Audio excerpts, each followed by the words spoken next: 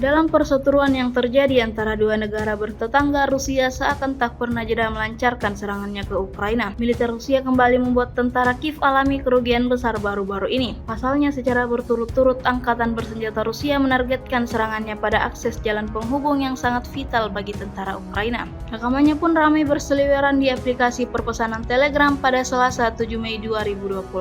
Terlihat truk militer Ukraina tengah sibuk membuat tanggul sebagai pengganti jembatan yang rusak akibat serangan artileri Rusia. Namun sadar akan itu, awak kamera udara militer Rusia dengan sigap menggagalkan rencana angkatan bersenjata Ukraina dengan menjatuhkan beberapa serangan granat sehingga timbulkan ledakan hebat di posisi musuh, seperti yang terlihat dalam rekaman.